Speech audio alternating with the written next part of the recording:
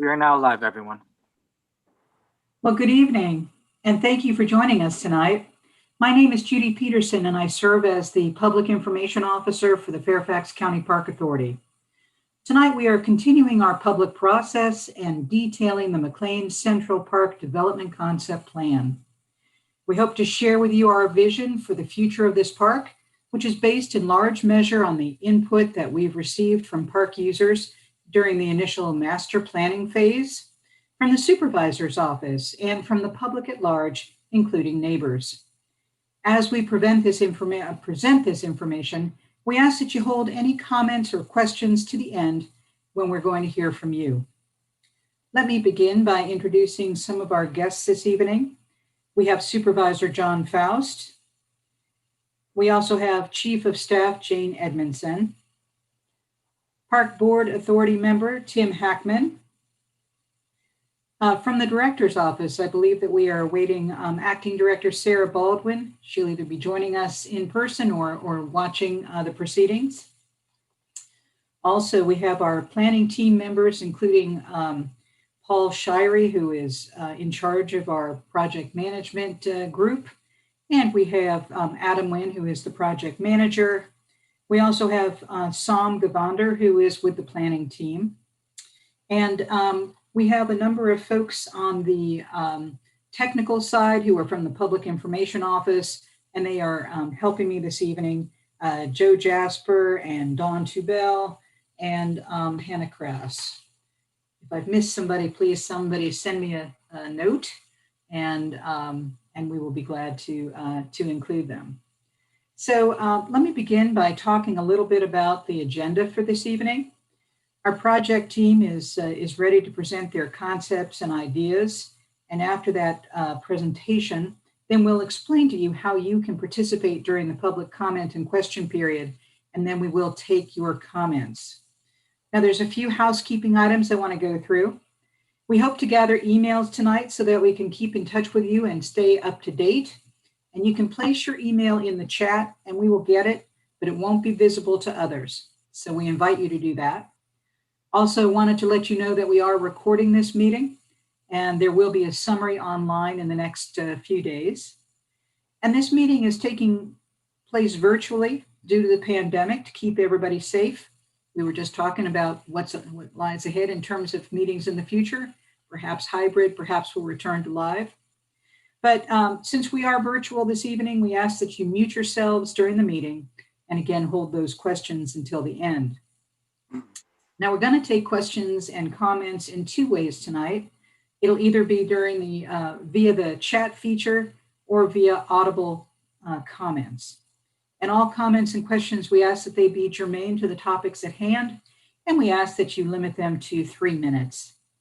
When we begin the presentation, if you have trouble viewing it, we recommend that you refresh your screen. Sometimes that can help you. And having laid down all that, it is now my pleasure to welcome Supervisor John Faust, who will offer welcoming remarks. Thank you, Judy, and thank you to all the attendees. This is a really exciting time. We all worked very hard, probably about 8 years ago, to put together the master plan for this park, a revised master plan, and we've certainly excited about the fact that the resources now appear to be coming together that we can begin implementation. I want to thank you, the community, for all the input you've given up to this point in time.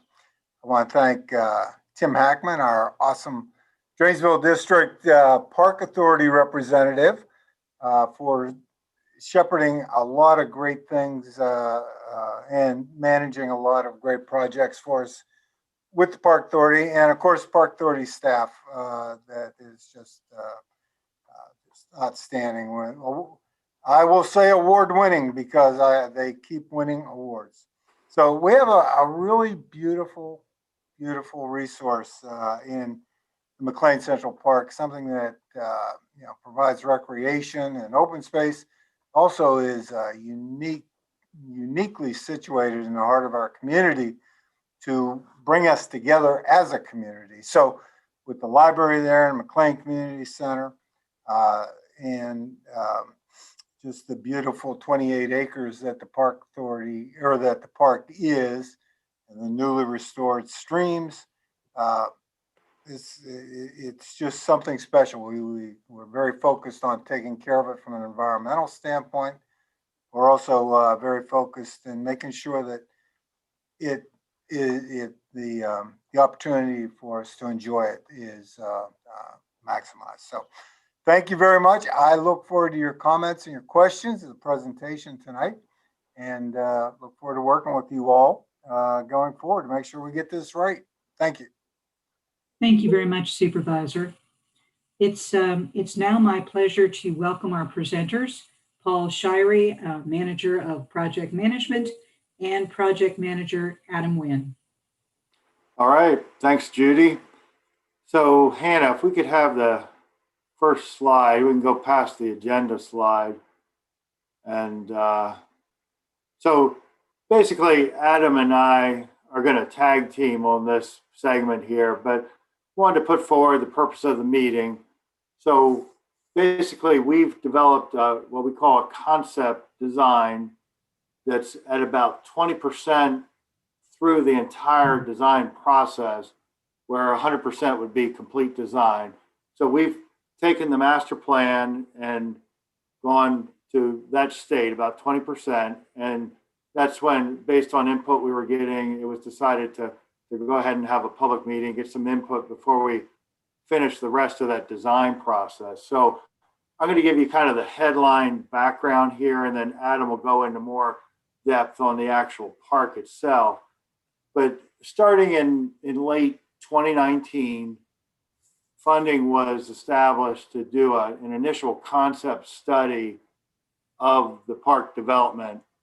And so basically we took the master plan, which Adam will cover, and we looked at what could we design here, which of the features that are shown could we develop into a design and then implement if construction funding were made available.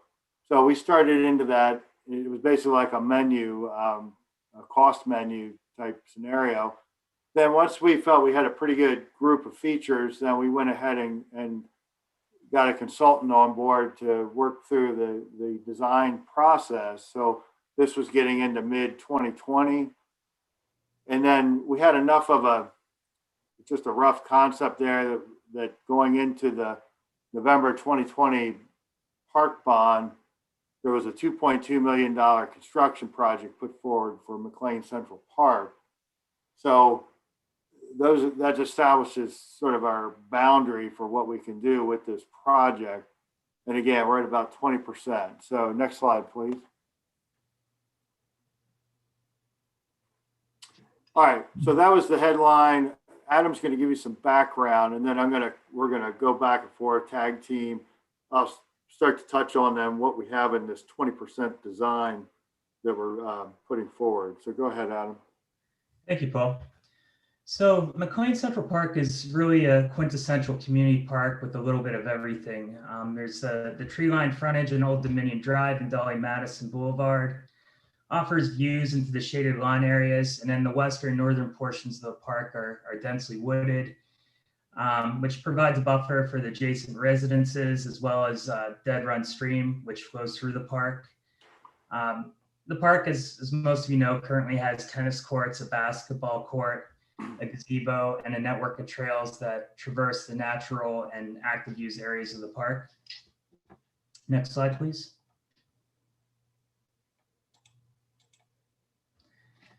McLean Central Park is classified as a local park within the Park Authority's classification system, and local parks typically offer facilities that serve neighborhoods and offer a variety of active and passive recreational opportunities. McLean Central Park expanded over time with the initial acquisition of land occurring in 1965. Then since then, there is 4 more properties surrounding the park that were acquired to make up the park that you see today. And then the park, the community center, and the library really create a campus-like environment with shared resources such as the parking area. And this campus environment also provides unique opportunities for programming the park, and many of the new facilities in the master plan, such as the amphitheater, kind of celebrate this arrangement. Next slide, please. The current approved master plan was approved in 2013. The master plan was a year-long community-driven process that included several public meetings and opportunities for input. The plan on the screen shows the current conceptual development plan taken from the master plan. And new facilities include an amphitheater, a drop-off area, fitness area, picnic area, bocce court, game tables, trail improvements, and the potential reestablishment of disc golf. I want to note that the master plan also included the option of a dog park in the approximate location of the tennis court area. It is important to note that master plans are conceptual and not intended to be technical design drawings. They provide the general locations and types of facilities. Then once the funding is acquired to begin development, development drawings are put together that use more specific surveyed information, and the design becomes a lot more refined and responsive to the actual site conditions. So the plans that are being presented later in this presentation can be considered those 20% design concept drawings that Paul was talking about. And then the feedback that we received tonight will help shape this even further as we move forward. Next slide, please. This is an enlargement of the southern half of the master plan. So the new amphitheater is proposed near the intersection of Belly-Madison Boulevard and Ingleside, and it's served by a drop-off area to the north to basically provide accessibility, both for all types of people, but also for anybody setting up for the stage. So having that in close proximity is important. And then the master plan also included in this half several trail improvements and strengthened entry points into the park. Next slide, please. So this is an enlargement of the northern half of the park master plan, and it shows an addition of a fitness area, which is just south of the tennis courts there. And then also improved connections to the parking areas and passive seating areas near the stream. The proposed option of the dog park would be at the location of the northernmost two tennis courts.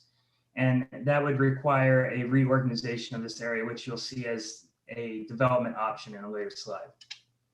Next slide, please. All right, so yeah, I'm back up here. So that was the master plan. So it's very rough concept in nature, but it captures the features that are allowed at the site. So all the features that we're going to show you then for this, what we're calling the design concept, the 20% design, it's all going to be subject then to the design development process from here forward. So we're going to take all the input we get tonight and over the next 30 days, and then that'll shape what we're going to develop as the design moving forward. Then the other constraint we have is that all this has to fit within the budget we have. So that's going forward, that's what we'll be looking to do as we go through the design process. Now, a few notes here. We are aware there was a disc golf course in the park up until about 5 years ago when the stream restoration was done. And now that we have the construction funding, we're going to start investigating the possibility of reinstalling that disc golf course. And we would do this as what we would call a maintenance project. There's nothing that would be a part of that would need to be carried on with this full design process. So it'd be helpful tonight if there's interest in reestablishing that disc golf course. It'd be good to know that. Some of the challenges we have with doing that, though, is that the course was in what's called a resource protection area, or RPA. So we have to investigate how we would reestablish that within the RPA, and then in doing that with a minimal impact to the RPA. So we don't know if it's feasible. We would have to check into that. And then also there was plantings with the stream restoration, various trees and other vegetation. So we'd have to touch base with Public Works, their stormwater agency, to determine the full extent of that. So we're not saying we can necessarily do it, but it'd be helpful to get input on the possibility of the disc golf course. And then a few other notes. We're aware that the school age playground, which is over near the tennis courts, that's reached the, it's approaching rather the end of its life cycle. We try to replace these. We have a schedule of replacements on the playgrounds, and generally right now we're running at replacing playgrounds in the mid 1990s, or that's when they were established. And so we're going to try to get the school age playground replaced as part of this project. However, the tot lot playground, which is up in the front of the park, that was installed in the early 2000s. So there's still an expected lifetime out of that, maybe another 7 to 8 years or so. So that's not necessarily within the scope of this project, but the school age playground is. And then one other item, there's a wooden bridge, which when we get to the concept plan schematics, we'll show you that particular bridge. But if you're familiar with the park, you'll know where that is. We have a separate funding to replace that bridge. So Sam Govender has a project to replace that with a fiberglass bridge. And we're starting to approach the permitting process on that. So that would be handled as a separate maintenance project, because we can easily get in and do that and get out of there. So it's not subject to the full design development process. Next slide, please. So here's basically the concept design we have. It looks a lot like the master plan, but you start to see there's a little more detail, where if you notice the amphitheater, it's been reoriented to match the grades. So as Adam had said, we've gotten topographic surveys there to be able to start doing the design work. So moving across, then you have the amphitheater facility, then you have this proposed drop-off and parking lot area that would service the amphitheater and would have ADA parking. Now, one alternate we're starting to consider is, instead of that large circular drive, would be to have a pull-off on Ingleside Avenue right in the vicinity of the amphitheater, but yet it would have to be a certain distance back from the intersection. So that would be an alternate. So it'd be helpful to know if there's a preference on those two options, whether the drop-off is shown here versus a pull-off, which would be parallel parking type spaces, which would include ADA spaces. So that would be something helpful for us moving forward. And then as you move to the left, so if you take the library parking lot and go directly west, which is down, that's the new bridge identified there, which again, we'll be doing that as a separate maintenance project to do that. There's proposed to be several viewing areas that are shown adjacent to that bridge, whether it be benches for folks to sit in the wooded areas there. And then up adjacent to the library, we're looking at installing bocce courts and game tables of various types. These are outdoor grade installations that would be durable. And then moving up to the left of the library, the existing parking lot there, we're proposing to expand that and provide another 13 spaces or so into that parking area. And those are all the major changes there. And Adam will get into more depth on some of these and some of the concepts we're looking at. So next slide, please. All right, go ahead, Adam. Thank you, Paul. So the amphitheater was included in the master plan to provide a facility in the park that could accommodate musical, dance, book readings, and several other programs such as yoga or classes. The amphitheater would also be available for use for the larger community and could also help support events put on by the nearby library and McLean Community Center. So the design and the pictures you see on the screen are examples of Amphitheaters have been done elsewhere, and the design is intended to work with the grade and minimize tree removal to the greatest extent possible. So these photos all here, you can see how the seating has been terraced into the grading of the site. Next slide, please.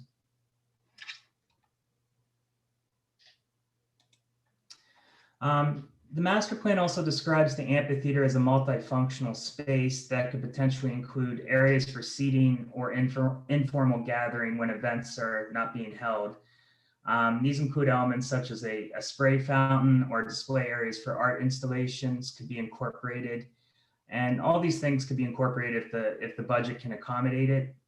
And then finally, the amphitheater could also be used as an organizational element to help with the art festival layout that occurs every summer. Next slide, please. Here are some more present images that show how an amphitheater space can be designed for a variety of purposes. You can see a couple of these pictures are of Old Town Square in downtown Fairfax. The one in the lower right is near Eastern Market in DC. That was a concept that was proposed. And again, all these show how the space or the amphitheater could do kind of double duty with not just being a performance space, but also a space that could be passively used for seating and other things. Next slide, please. As mentioned earlier, the master plan includes an option for a dog park should it be supported. Here are some examples that just show how dog parks can be designed in a variety of ways. Dog parks are social places for dogs as well as people, and elements such as drinking water, shade, seating, and the incorporation of natural elements are important. I want to add that the Park Authority prefers stone dust surfacing for its ease of maintenance and ability to drain. Next slide, please. Here are a couple more examples that show how dog parks can be integrated into the overall design of the park with a variety of seating areas and features for dogs. And there are a lot of examples that exist that show, again, how a dog park can just kind of be designed holistically within the park rather than feeling like a standalone corral for dogs. Next slide, please. As you saw in the development plan earlier, the fitness area is located near the existing tennis courts. And the equipment here could be a combination of standalone fitness stations, or it could offer more multi-use equipment as shown in that picture in the lower right. And again, all the feedback that we get from everyone here will help us in selecting the types of equipment that the community would like to see. Next slide, please. The area just south of the library, the master plan proposed a bocce court and game tables. There's a small open area just in the rear of the library, and these games help expand the types of activities at the park, and they can include elements such as chess tables, ping pong, and other type of lawn games. Next slide, please. So to recap, newly planned facilities include the amphitheater, a drop-off, a fitness zone, bocce, game tables, trail improvements, and passive seating areas. And then a dog park is an optional facility that can be developed depending upon the feedback we receive. Next slide, please. This plan shows how a quarter-acre dog park could be incorporated. The dog park would be located where the two existing tennis courts are today, and the existing tennis court to the south could be expanded to accommodate 2 tennis courts. Both tennis courts would be dual striped to accommodate 4 pickleball games, or rather 2 tennis games. This change would entail a net loss of 1 tennis court and the practice wall, although it would add 2 more pickleball courts. A small plaza seating area would be located between the dog park and the courts, which could serve as the entrance to both facilities. And this area could also include a shade structure with a variety of seating located under it.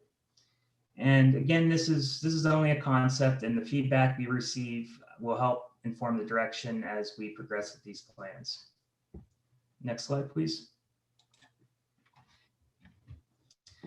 Comments will be accepted for the concept plan over the next 30 days, and this will end on June 25th.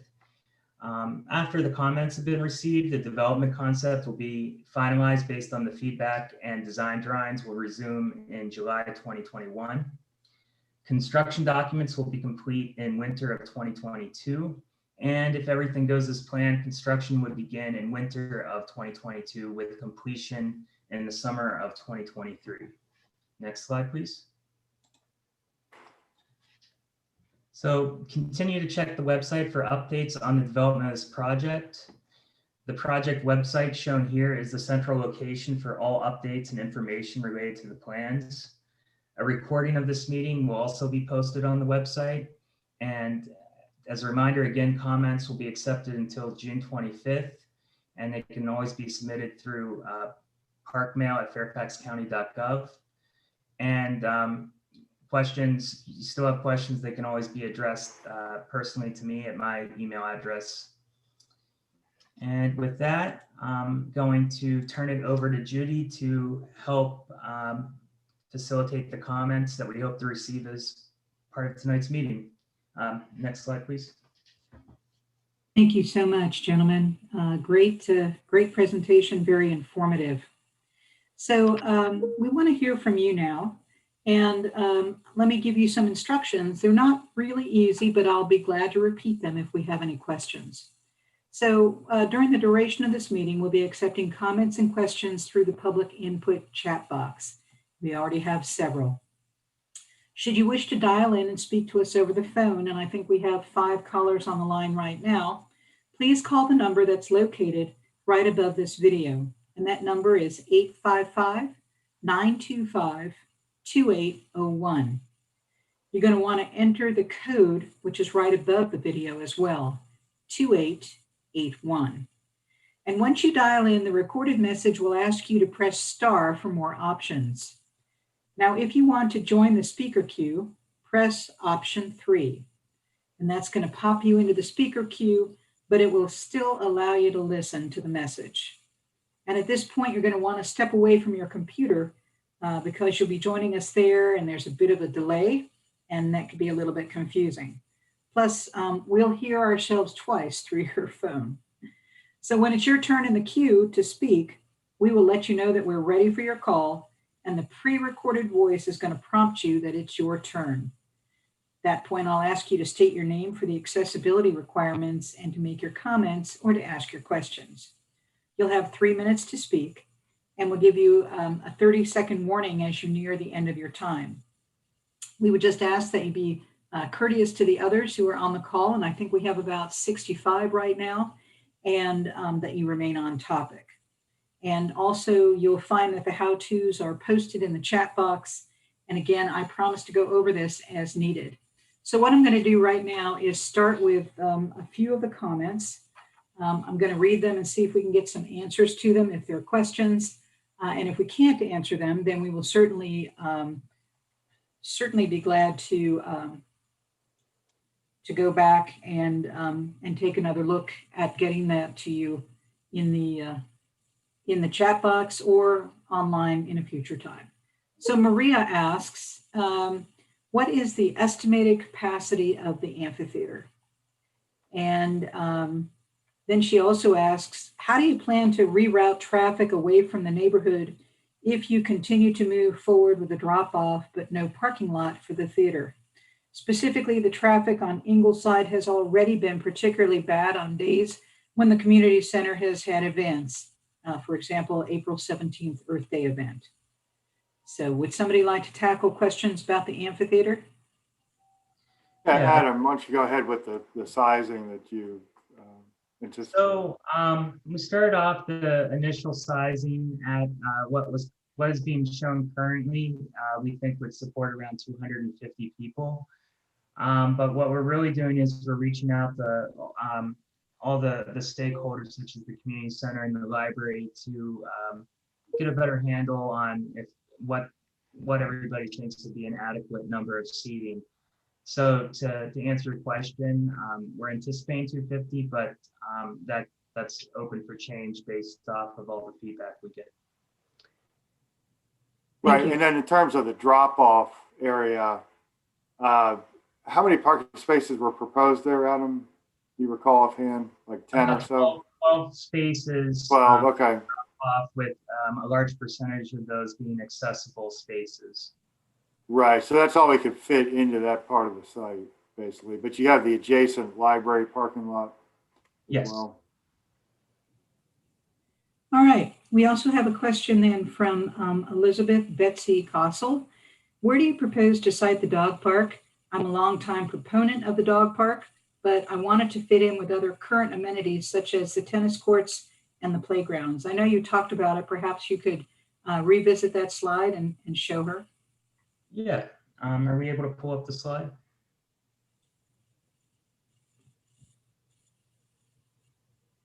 The hand, it was towards the end,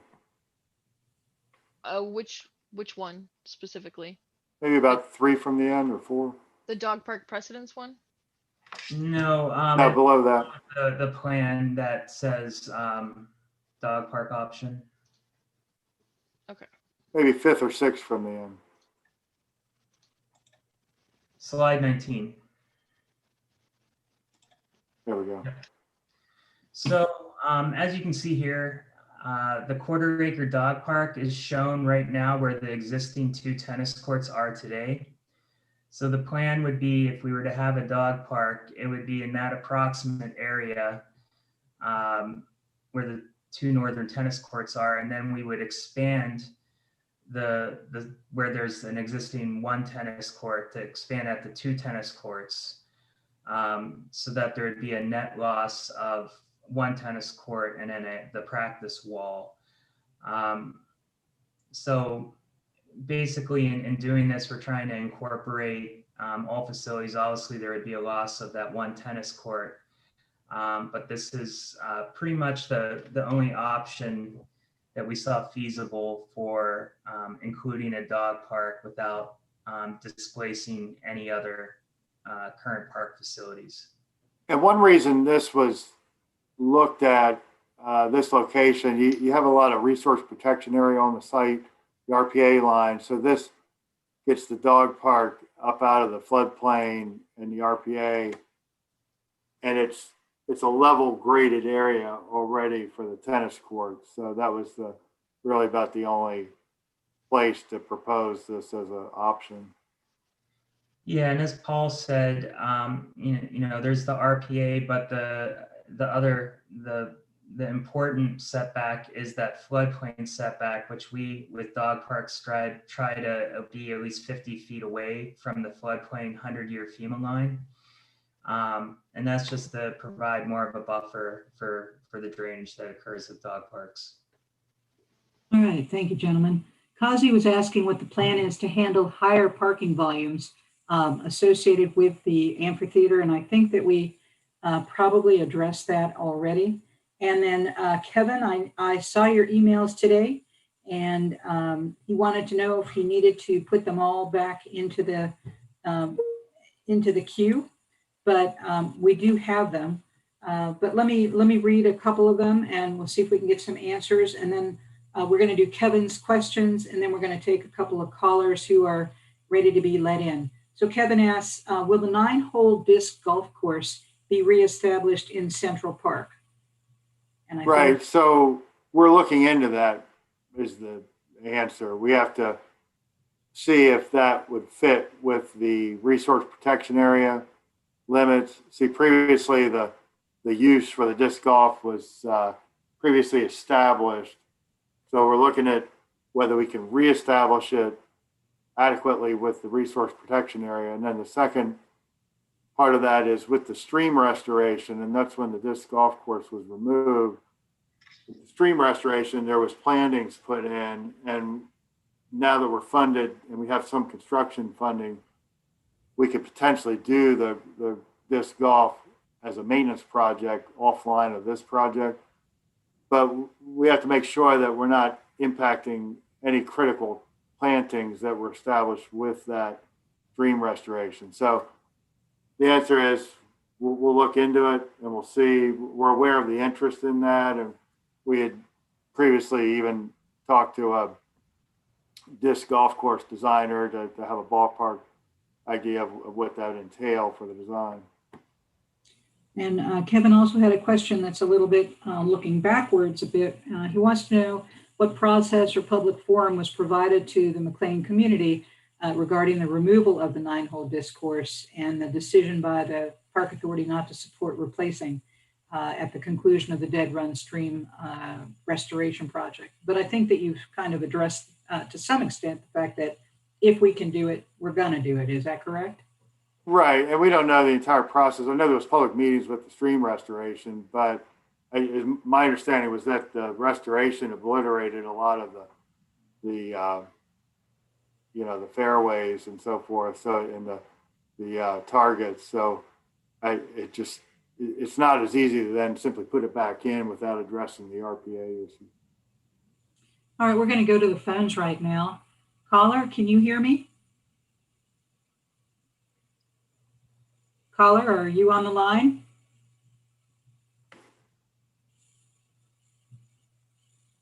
We should have 2 callers on the line. Caller, if you'll give me your name, we'll be listening to you. All right, we'll have to try that again and see if we can get the callers on the speaker queue. Another question, due to heavy traffic congestion on Route 123, will there be a raised pedestrian bicycle overpass established at Ingleside Avenue to access McLean Central Park? That's a very interesting concept there.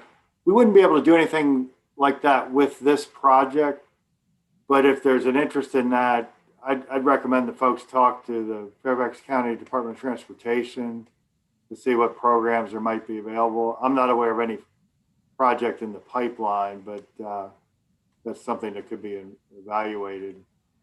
And similarly, there was a request for the same type of thing at Mayflower Drive to access McLean Central Park. So the answer would have to talk to the other folks in transportation. All right. Any luck on the callers yet? I guess they're trying to reconnect again. All right. As of 5/23, extensive new tree saplings, over 40 trees have been planted throughout the open sections of the former 9-hole disc golf course and other swaths of Central Park, which are currently overgrown with vegetation. How do we get involved in the design and helping to pick out equipment for fitness and playground areas? I'm sorry, those are 2 separate thoughts, but so thank you for the comment about the trees. And Kara was asking about how we get involved in terms of the fitness and playground areas.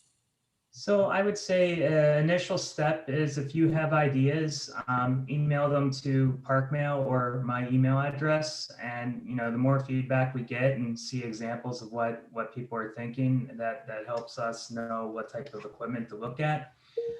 Specifically for the playground, as we get closer towards the development of that, we can start with putting together a more detailed playground concept plan and schedule a meeting with the community to present the equipment and the types of equipment. And then just as this meeting tonight, we can take that feedback and, kind of pick and choose the equipment with the caveat that it also has to fit within the budget. All right, we're going to try and go back to the phone lines. I'm going to ask for the caller that ends in 7-3. Are you on the line? Caller, can you hear me? Ending in 7-3. I'm very sorry. In just a moment, I'll reread what you have to do to connect to see if there might be a little bug in the works there. We'll try again to get everybody to be able to get in. If not, we're certainly going through the chat box tonight. Kevin also adds that the location of the amphitheater is much too close to Route 123, not an ideal location due to vehicular noise and air pollution. Angie A. is commenting that a splash pad is part of the amphitheater would be a wonderful addition for families. Sarah Rogers asks, when does this project begin and when will it be in use? Right, so we had the schedule on the last slide. If Hannah, if you could put that up, please.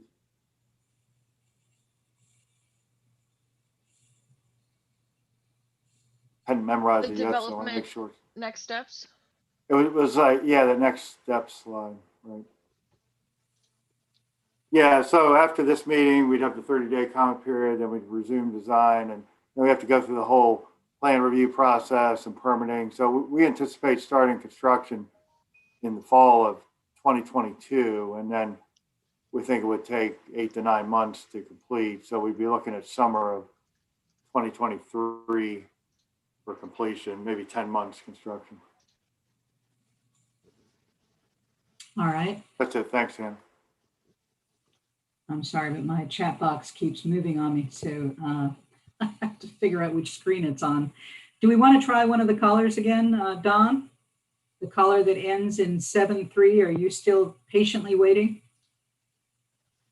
I am. Can you all hear? We can. Good evening. If you could give us your name and your question or your thoughts, please. Go ahead and proceed, please.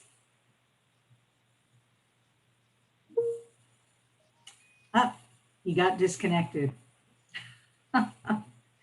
Oh, the challenges of virtual meetings, huh?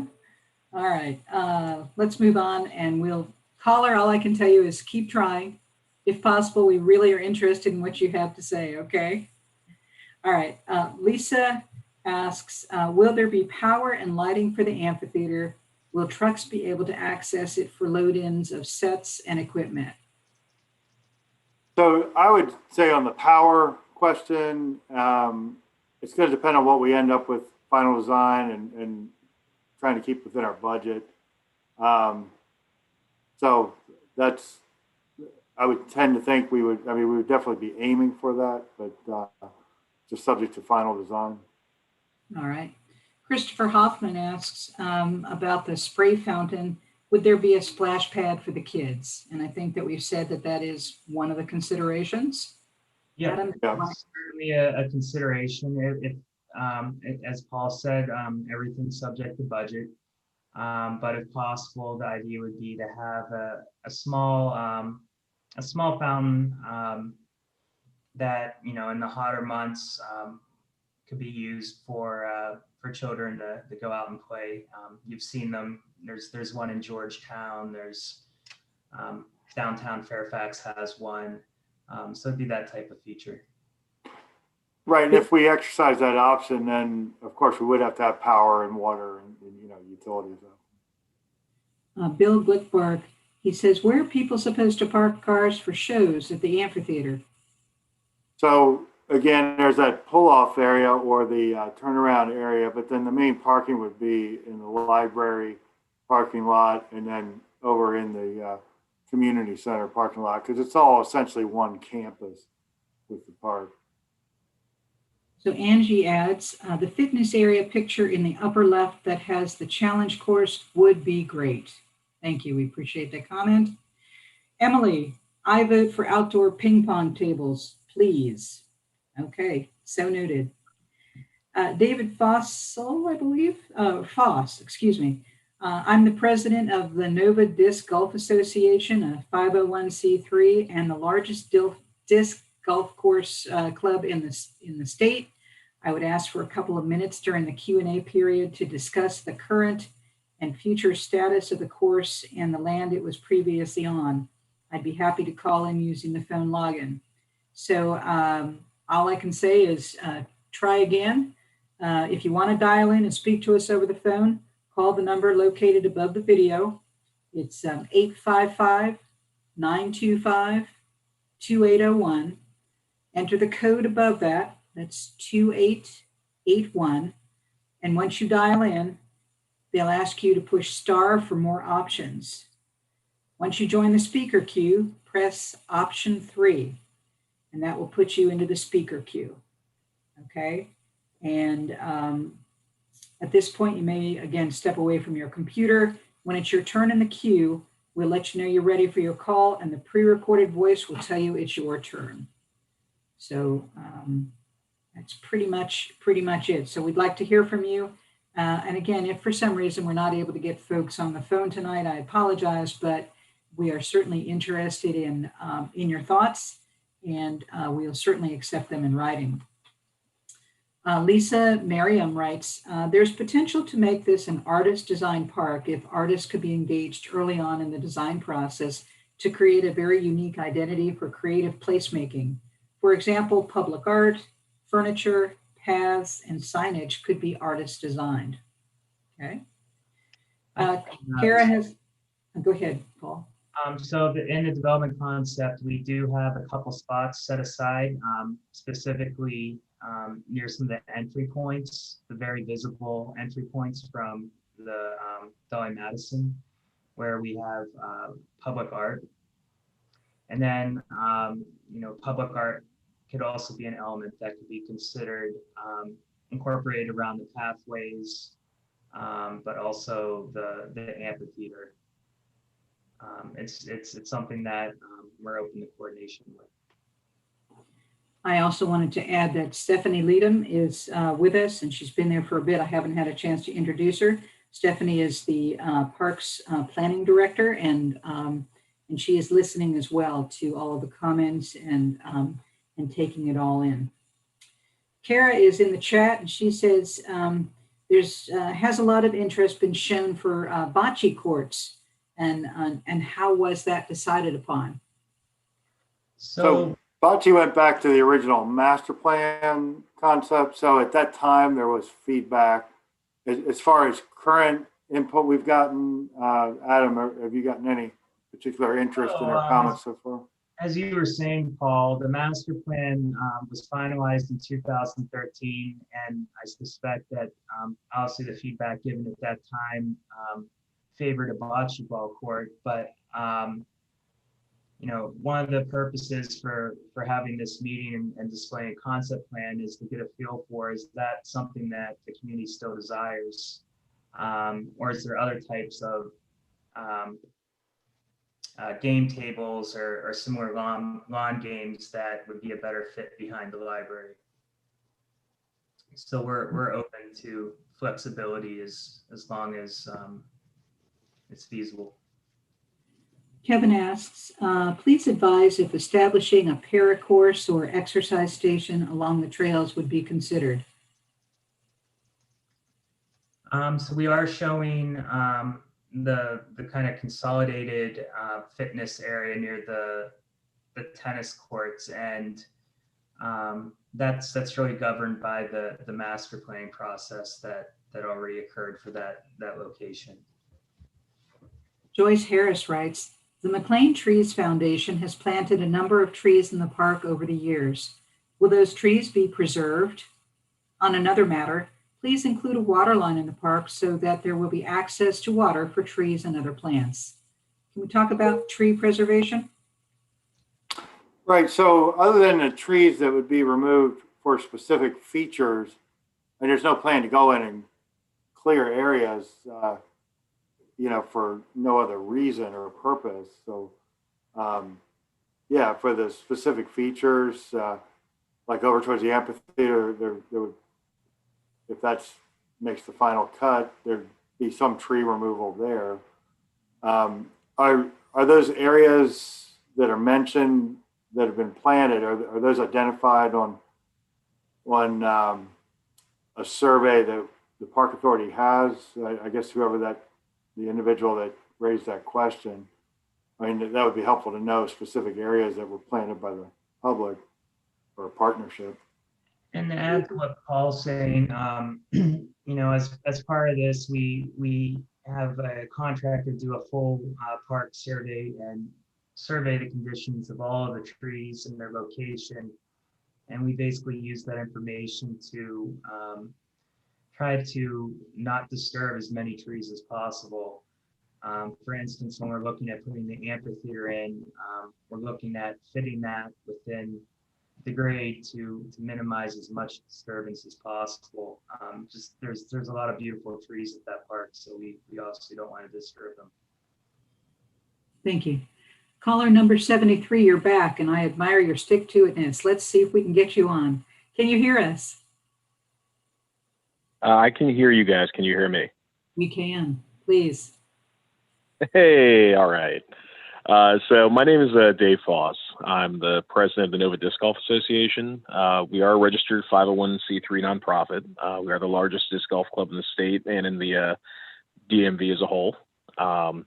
And really, I just wanted to, I think you guys have pretty much covered what needs to be said about the disc golf course. I did have the opportunity a few years ago to walk with I believe it was the Area 1 manager at the time, to discuss maybe where the course could be relocated to within the park. And there weren't a lot of viable options, but I do appreciate you all taking the time to discuss it. I think, like it's been said earlier, I know a number of saplings were planted as part of the restoration project. I also know that there's a number of trails that go through there. So the course as it stood probably isn't feasible. But I just wanted to make everybody aware of our concerns about the lack of a disc golf course in that area of the county. Like a lot of recreational, especially outdoor recreational activities during COVID, we've seen our numbers spike dramatically. And right now, the demand for disc golf is greatly outstripping the supply. Looking just at Fairfax County, there's only 2 courses. And if any of you have ever been to Burke Lake on a Saturday or Sunday on a nice weekend, it's almost impossible to play the course. So I really just wanted to express my concern that there's not going to be another outlet available for disc golfers to kind of relieve the pressure on Burke Lake on the weekends.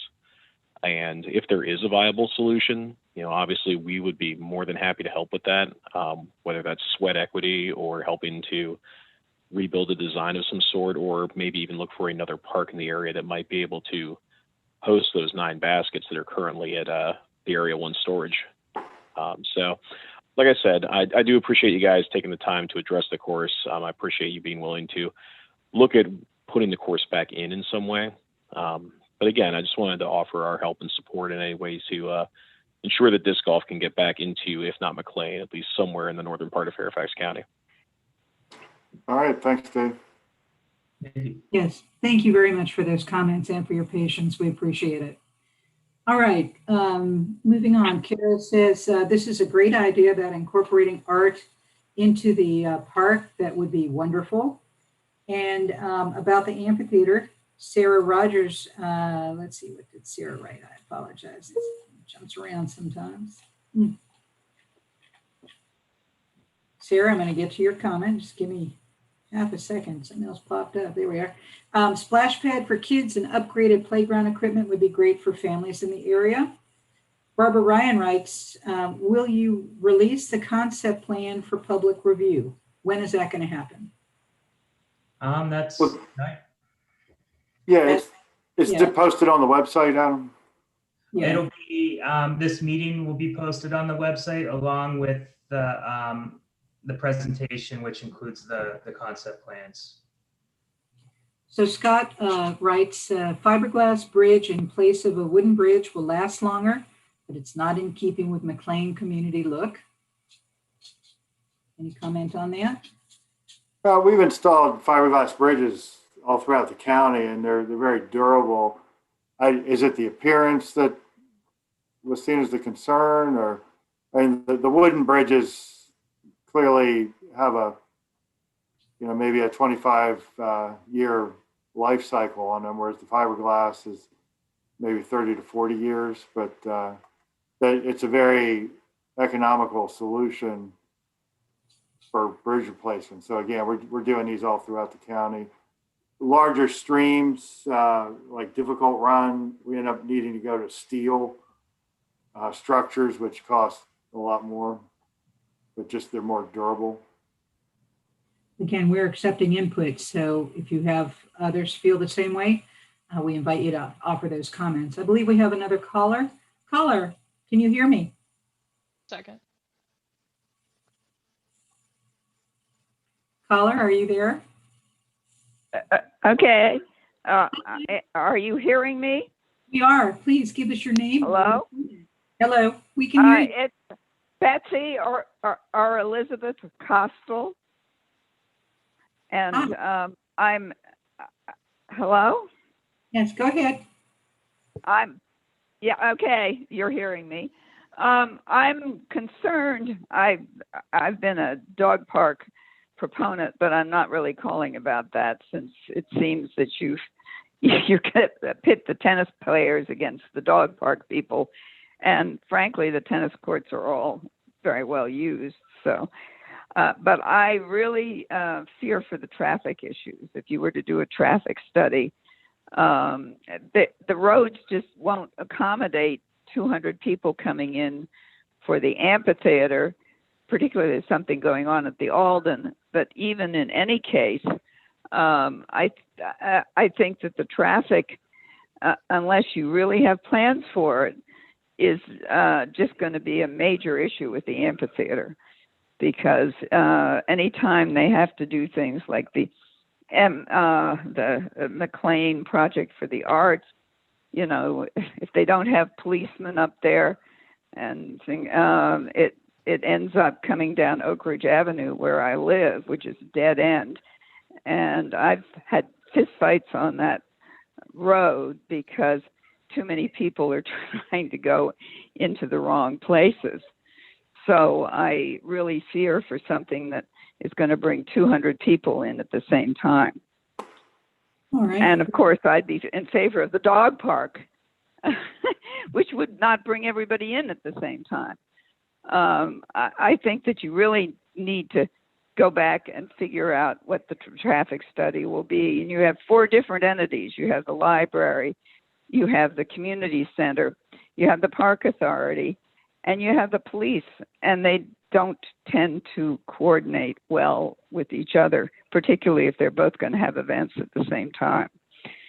So as a resident down there, and I think the Ingleside people probably feel the same way, it's just not well set up for an additional facility that will take in 200 people.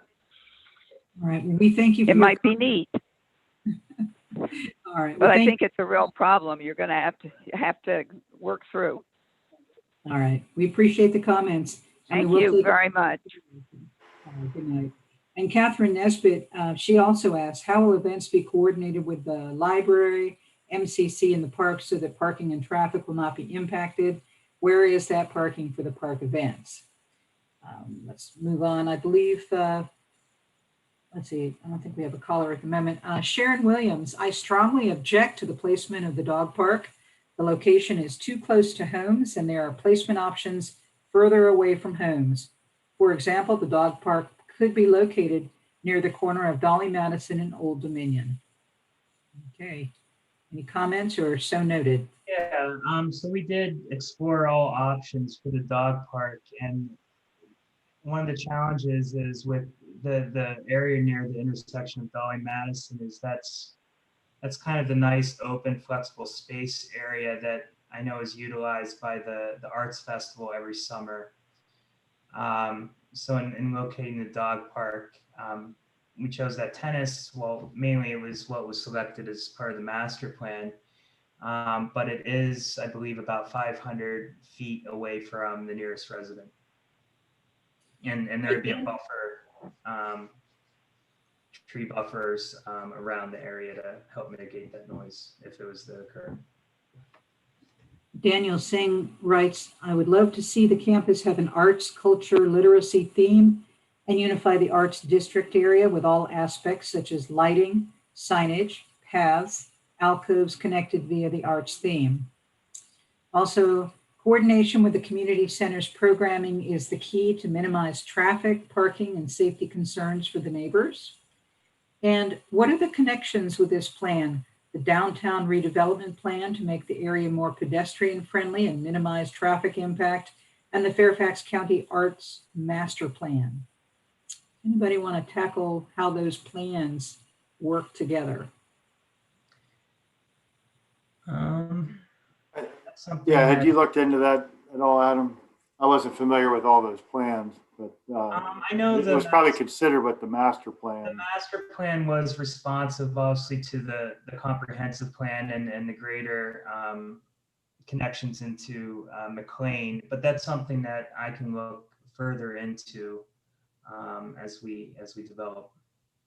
I don't have any knowledge specifically for me.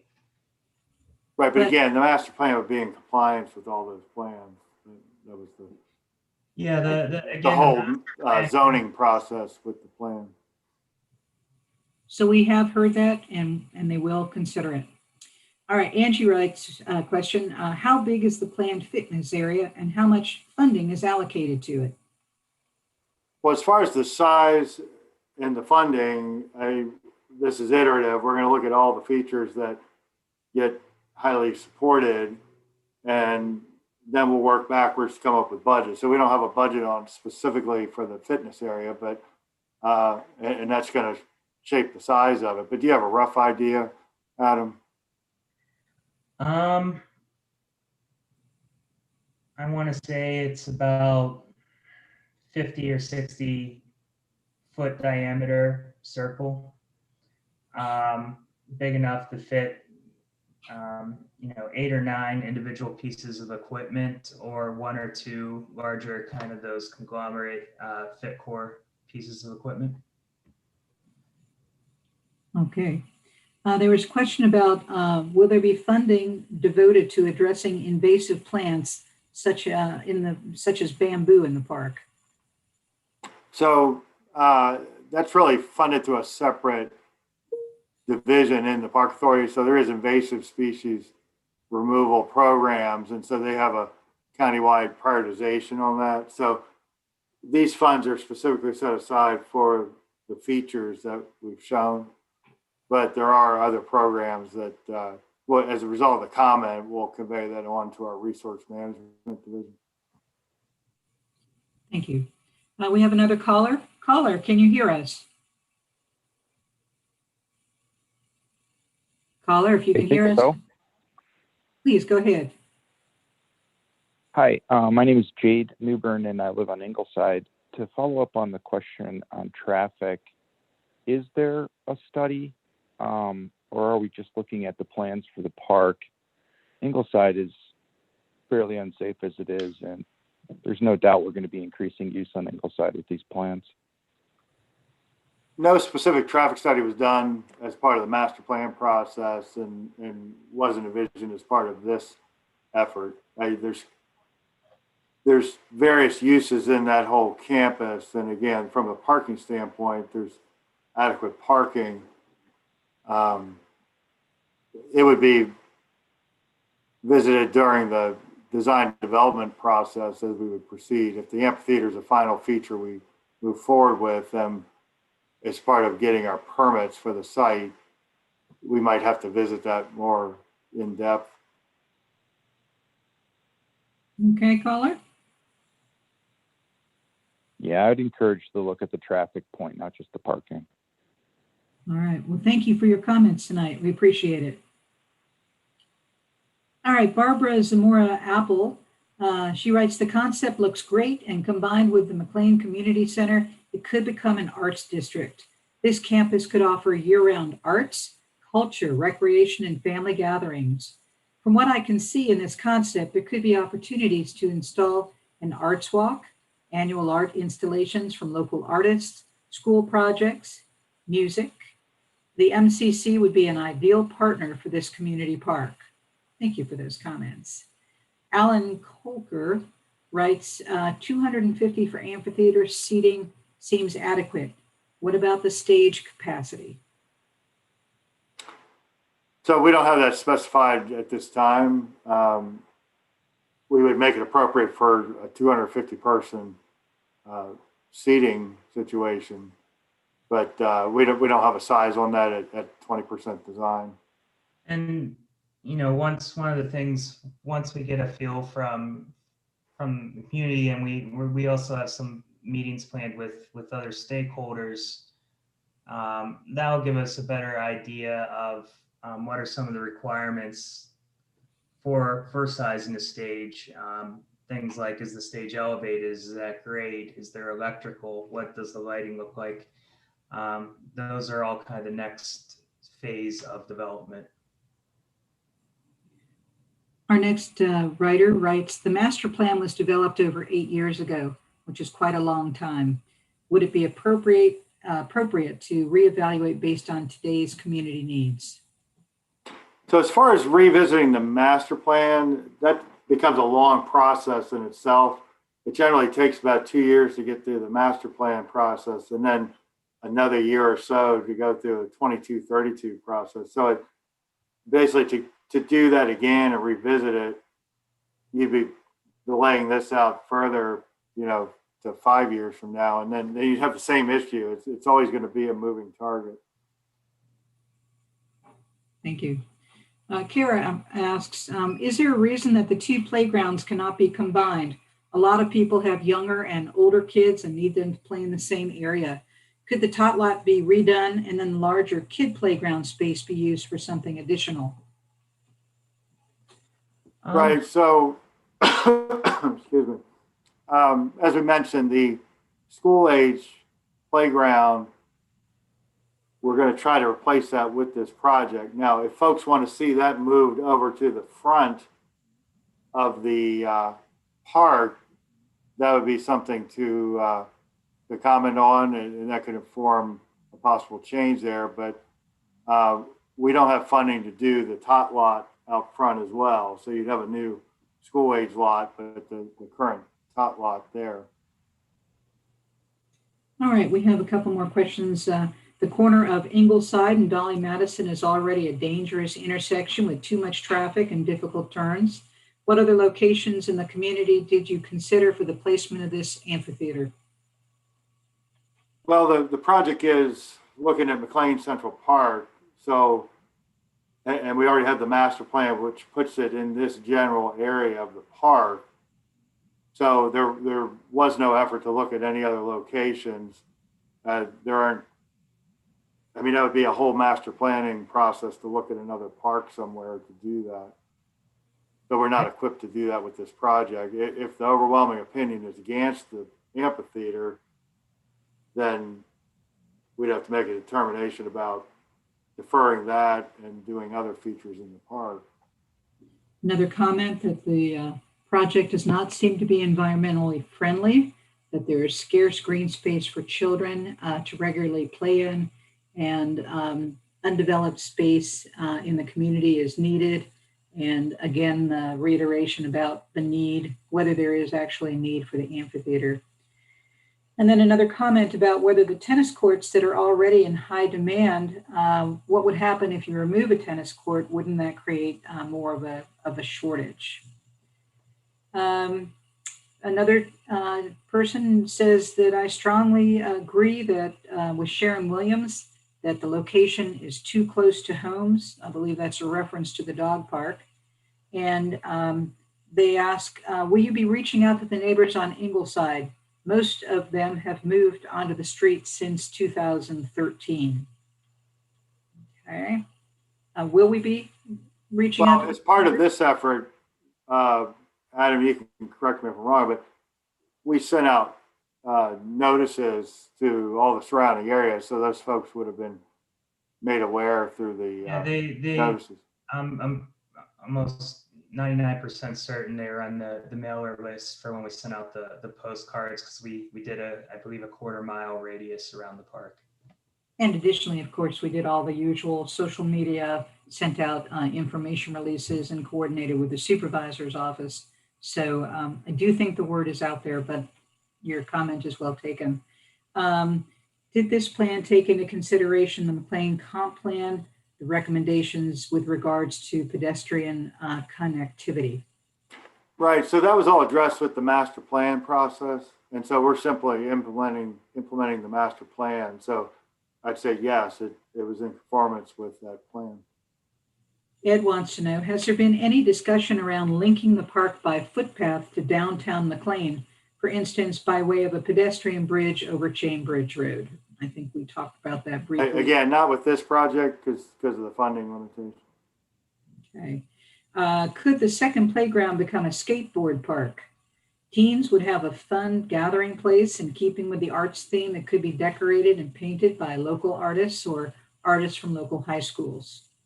Right. So I think we've heard a lot of interest in the playgrounds. And so to introduce a skate park theme, since that's not in the master plan, and just to confirm that, Adam, right. So because that's not in the master plan, you'd have to have a master plan amendment to be able to do a skate park. So then you're looking at a 3-year process for that.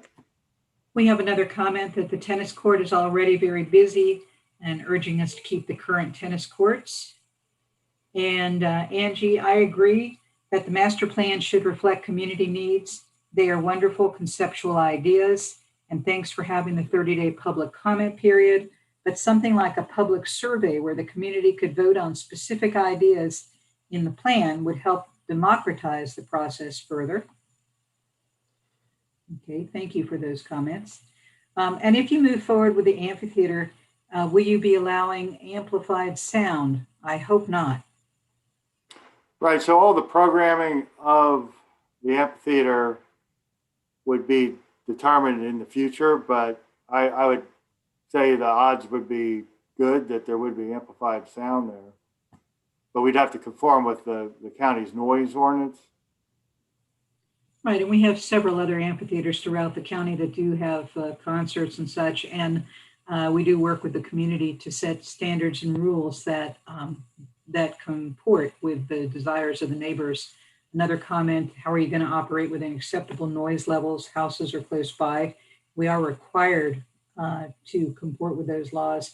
And will alcohol be restricted in the park and in the amphitheater? 250 people walking down Ingleside during events to get to parking is very significant. Right, so there's no alcohol there in the park. So what's the relationship of the park to the new vision plan for downtown? Well, I believe that was addressed with the master plan. And Adam, are you aware of any other further alignment with this vision plan? I think, the big thing is working with, the greater vision is connectivity to, all parts of the McLean community, including the downtown. Beyond that, I'm not aware of anything else other than the connectivity. Barbara Ryan notes that June 25th does not allow for much time to provide comments. I would say that's our typical comment period, and wants to know when the written concept plan will be released. And if I understood correctly, it will be on the website, if it's not already, by tomorrow, as well as the presentation from this evening. Moving along. Judy, it sounded like you said June 5th. See, it's actually the 25th. 25th, I'm sorry. Right. I meant to say the 25th, but I thought I did. Well, I wonder if the caller or the person heard it as the 5th, but no, it's the 25th. So it's 30 days. 30 days are our typical comment period. Let's see, the park is located at a very busy intersection. Your plans show pedestrian access across Dolly Madison. How can you ensure safe crossings? Well, they're as safe as they are now.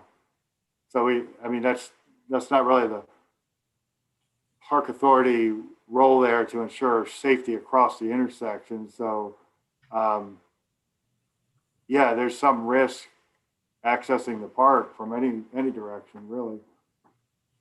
There's a question, are you considering an ice rink? No, not at this time. Another comment, parking and traffic is already a major problem on Ingleside for people living here during events. How do you propose alleviating this, considering that there are going to be even greater influxes of visitors as part of your plan? Please keep in mind that this is a residential neighborhood where they will access the park, not on a main road like 123. Okay. Right. So the traffic aspect we've talked about, where we'll evaluate that in light of what's required with code requirements for the plan approval process. And then as far as the parking, again, we have the adjacent library parking and the the community center parking, which all acts as an integrated campus. Okay, another question. Will you fix the existing walking path, which is in really bad condition with water puddles? Was there any info on which particular path? I mean, we'll look at all the trails, and if they need some maintenance work, we would do that with the project. Okay. Another request, please, to conduct a public survey with regards to how do people currently engage with the park? What do you enjoy about the park? What do you enjoy least about the park? And what additional programs would you like to see in the park? So I can answer that. That's something that was certainly done during the master plan process. So again, you know, the master plan was the heavy community outreach, and then we're basically implementing what was decided during the master plan. There's a few more comments agreeing with the need for a survey and also discussing the traffic concerns. And they are also talking about the need for improved pedestrian access. And would you please comment on the plans for sustainable design and construction, solar, sustainable building materials, native plants and landscaping, installation of compostable toilets, etc.? Right, so that's all getting into design development type issues. At this point, we simply have a concept, and we have certain design standards we hold to. So it's that coupled with the budget we have that dictates what we end up with. But you know, we have landscape architects involved in the design development process, and so we take advantage of that, those consultant services. And I'll add that, you know, all landscaping will always be, you know, anything put in will be native. We work hard to make sure that that's done. And as Paul was saying, you know, any design, we always have kind of green infrastructure and environmental sensitivity. That's something that's always one element, you know, whenever we're designing anything. That goes from the parking to the amphitheater.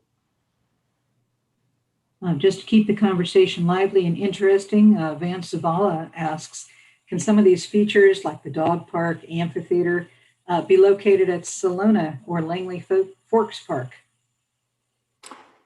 Well, Langley Forks, the current master plan process envisions a number of ball fields out there, as there are currently, but there's plans for expansion of the ball fields there. So, Adam, are you familiar with the process for the master plan at Langley? Not terribly, but in terms of how far along it is, but you know, I guess comments could be made that way about Langley, but again, I'm not sure the where it is in process. But the master plan, at least, and each master plan, you know, is kind of centric to the park when it's going through that process. So all the facilities shown that were shown in the concept today were brought about by public input in that process. So I guess what I'm saying is it's not like we kind of can shuffle facilities around per se, because they were directed towards this park. I think, Jane, did you want to add something? Well, I was just going to comment on the Langley Fork. This has been the project forever, but the National Park Service, with whom the Park Authority is going to swap land, has somewhat dictated what will be at Langley Fork. We're getting very, very close. And at this, I mean, we went through a very long, arduous process to get permission to do really to add athletic fields, some with lights, some with not. So as soon as we complete that land swap, then the Park Authority can implement that plan. But at this point, to say, well, how about an amphitheater is something that would not be entertained and shouldn't, given how long it's taken to get to this point. Thank you, Jane. It has been a while. And then Solana, my understanding is that master plan would have to be revisited. I don't know that it was ever finalized. Right. So there's an opportunity there to consider it. That's correct. This is Tim Hackman. The plan is in draft form. The Salona plan is in draft form, and it would have to be formally go through this same process and be formally adopted. Thank you, Tim. Terry Green, she has some comments from an adjacent neighbor, or she or he, not sure. The Parks Department has failed to live up to its agreement with the Beverly Manor Citizens Association to maintain the planting around the community center. It took over 2 years to just get the dead plantings removed. Adds the park is already overparked when considering all the parking, and we don't need more parking or hardscape. We need a berm to separate the park from 123 and Old Dominion. No water feature. You couldn't maintain the last one. No dog parks. The courts are already overused. We appreciate your comments on that. Another comment here. So you're taking away the tennis courts that are used all the time in caps in favor of the space that is used only once or twice a year. Emily says, I'd rather have something cheaper and more environmentally friendly over something that contributes to arbitrary look of the community. Also, if we put more focus on walkability and pedestrian accessibility, then perhaps we could cut down on cars and parking all around. Vance and Jean write, please remember that pickleball has become popular since the master plan revision, and the tennis courts are also used for pickleball.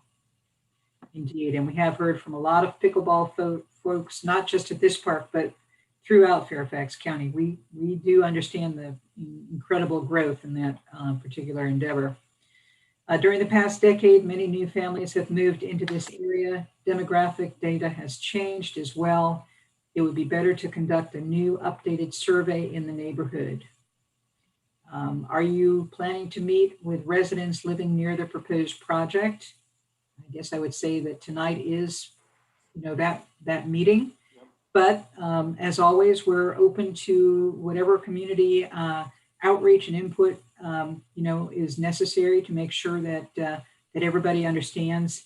Not necessarily agrees, but at least understands what it is that we are doing. And we'll be working with the supervisor's office and with Tim to ensure that outreach is met. Let's see, we're getting close to the bottom here. The gazebo serves the community for hosting summer concerts on Sundays at 5 p.m. with amplified sound. The community comes together away from Route 123, and in reality, you don't need another amphitheater or a drop-off area. Okay. The master plan was brought up often in this presentation as an excuse not to open up to additional community input. What is the point of the 30-day public input? 2.2 million is not a small price tag. Make sure your investment on our behalf reflects what the community desires. Appreciate that comment. I would love to see the Central Park serve the needs of all of Fairfax while addressing the neighbors' concerns for safety, parking, and traffic. This park serves the whole county, and it should be equitable in its service. As density of population in the county increases, parks must be built for future growth in equitable ways for all residents. Appreciate that. So let me get this. No study was done on parking, which everybody here agrees is already at capacity. No study on safety for crossing the street. No study on the need for the amphitheater. No study on traffic impact. Seems like this project needs more work and study before moving forward. It's only a concept without the appropriate data to back it up. I do think it is called a conceptual plan. It is a concept. Right. Moving forward is to take the information we got back from tonight and the next 30 days of comments, and that allows us to know what elements of the plan to move forward with and do those studies and do that due diligence. For what it's worth, we've lived in Ingleside for 7 years and we've never received any communication regarding any upgrades to the park. Okay. The new Scotts Run Park is also close to the park and will include a performance area. I'm not sure I understand that comment. Yeah, I'm not following it. It's run as a nature preserve. Maybe you're thinking of something else. I'm not aware what you're talking about. Let's see, are you aware of the shrine? I'll probably mispronounce this, Hatsune Miku Shrine, established on a side trail on the west side of the McLean Central Park. Just something someone would not expect to find in downtown McLean. Okay. Lisa writes, a natural plant screen would be nice to minimize traffic noise from 123 to Old Dominion. And then, is the amphitheater a final feature, or will you consider not installing it if there is community objection? I would say we're collecting input on that over the next 30 days. All right. Well, I have to say, team, do we have anybody on the call that wants to talk to us? Nobody on the calls, no. Okay. One more comment. All right. Yep. Just added it. Is it possible to establish a fast cat run and agility training area for dogs? Well, that would be a part of the dog park use. So there's really no other location to put a dog park other than that tennis court area, which we've heard a lot of concern about. So I will add that we're currently in the middle of a dog park study, and stuff like agility training equipment for dogs. That's something that can be considered, but it's usually supplied by not the park authority, other dog advocate groups. But there's always the possibility to include elements like that in it. Okay. I'm not sure about We have gone through an awful lot of comments. Hannah, can I get you to put the last slide back up with the instructions for comments? It's going on 8:30, and I think this is probably a good place to. Thank you. Probably a good place to stop things at this point. We want to thank you very much for your participation tonight. Again, this is a conceptual plan. Before I close everything out, I would just say, is there anybody else on the Zoom call here that would like to add any commentary before we say good evening? All right, fair enough. Well, again, I thank you for your great comments. And I also, this is a process where we take it in and then they work with the information. And what comes out at the end is always much stronger than where we are now. So thank you again. If you have questions, please visit us online. All of those things will be posted, including a recording of this meeting. And you can send your comments and questions to parkmail@fairfaxcounty.gov. So be safe and be kind to each other and have a very nice night. Good night. Bye-bye.